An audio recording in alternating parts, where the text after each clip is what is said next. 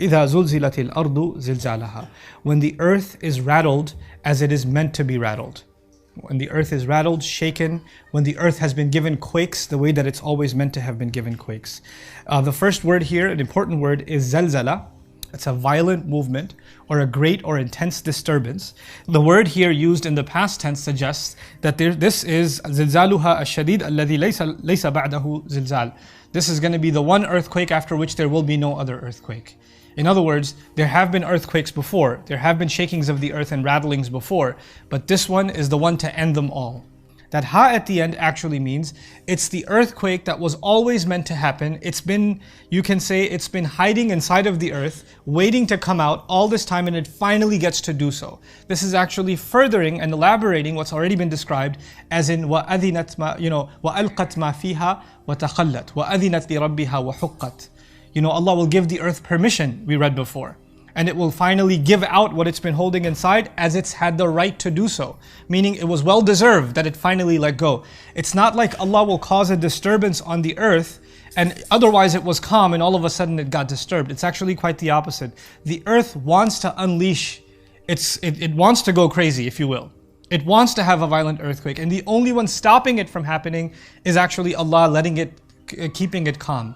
ظهر الفساد في البر والبحر بما كسبت أيدي الناس ليذيقهم بعض الذي عملوا. Surah Al-Rum, Allah describes that corruption comes out and the earth sometimes has earthquakes, floods and hurricanes and natural disasters because of some of the sins of people.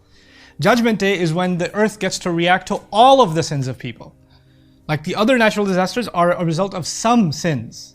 But this is going to be all sins combined mutually, and Allah will finally give it permission to react as it's been wanting to react. Okay, this is again, this theme of nature being withheld is also used when Allah describes winds. And Allah describes winds like a wild horse, that when you tame a horse, you put a saddle on the horse. And you domesticate the horse and now it's under your control. But if you have a wild horse, you don't have a saddle. So if you're riding a wild horse, the only thing you can hold on to is its hair. And if you want it to stop, you're going to yank on its hair. And then it's going to calm down a little bit. But if you let go of its hair, it's going to go crazy. And Allah describes the winds as similar to a wild horse whose hair has been let go. وَالْمُرْسَلَاتِ عُرْفًا. Those that have been released, whose hair has been released. In other words, it's moving like a wild horse, like tornado winds and things like that. That image also reinforces the same idea. And what's that idea? The earth, nature, the calm breeze that we feel, the fact that we can walk on this earth without slipping and falling, and buildings aren't shaking to their core and their foundation and falling apart. The fact that all of that is not happening is not the norm. We think of this as the normal, and we think of the natural disaster as an unusual case. Allah is describing in the Quran, that's actually the normal. And what you're experiencing every day is an unusual mercy from Allah.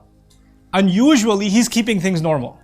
And a time will come where He will decide that He will let the earth have what it's wanted all along, to shake the way it's been wanting to shake. And so zilzalaha, as it was always meant to shake.